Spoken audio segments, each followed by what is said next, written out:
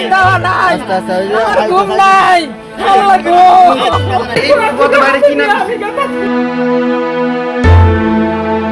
জামালপুরের সরিষাবাড়িতে জমি লিখে না দেয়ায় মাকে বাড়ি থেকে বের করে দেওয়ার অভিযোগ উঠেছে। ৫ জুলাই দুপুরে উপজেলার পোগলদিঘা ইউনিয়নের গেন্দারপাড়া গ্রামে এ ঘটনা ঘটে। এতে ক্ষোভ বিরাজ করছে স্থানীয়দের মাঝে। সোমবার এই ঘটনার একটি ভিডিও সামাজিক যোগাযোগ মাধ্যমে ছড়িয়ে পড়লে তৈরি হয় আলোচনা ও সমালোচনা। স্থানীয় সূত্রে জানা যায়, সরিষাবাড়ি উপজেলার গ্রামের মোজাম্মেল হক গুন্টু তালুকদার ৬ বছর আগে মারা গেছেন।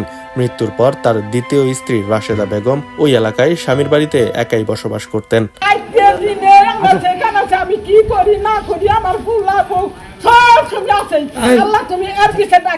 বৃদ্ধা রাশেদা বেগমের বাবার বাড়ি টাঙ্গাইল জেলার ধনবাড়ী উপজেলার বিত্তারা ইউনিয়নের বাসনিয়োগী গ্রামে। তিনি তার বাবার রেখে যাওয়া সম্পত্তি থেকে ওয়ারিশ মূলে ৫৬% জমির মালিকানা পান।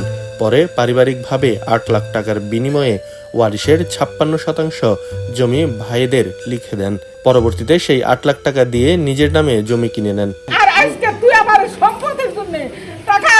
সম্পদ টাকা কোনোদিনই হয় না, মা একদিকে টাকা একদিকে, এটা ঠিক, মা একদিকে টাকা একদিকে। কিন্তু ছেলে রাশিদুল ইসলাম জাকিরের সাথে আলোচনা না করে জমির প্রকৃত দামের তুলনায় কম টাকার বিনিময়ে ভাইদের জমি লিখে দেয় মা রাশেদা বেগমের সাথে বিভিন্ন সময়ে মা ও ছেলের মধ্যে ঝগড়া বিবাদ চলছিল। পরবর্তীতে মায়ের জমি নিজের নামে লিখে দেওয়ার জন্য চাপ প্রয়োগ ও হত্যা করা সহ বিভিন্ন হুমকি ধমকি দিচ্ছিল ছেলে।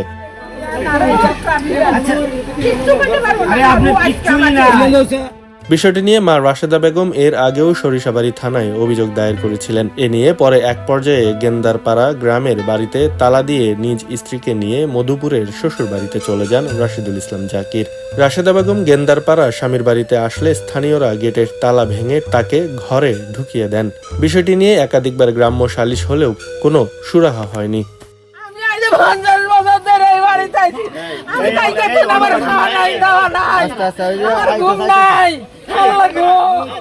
সরিষাবাড়ি থানার ভারপ্রাপ্ত কর্মকর্তা মোহাম্মদ ইকবাল হোসেন জানান, এ ব্যাপারে কোনো অভিযোগ পেলে বিষয়টির খোঁজ নেওয়া হবে।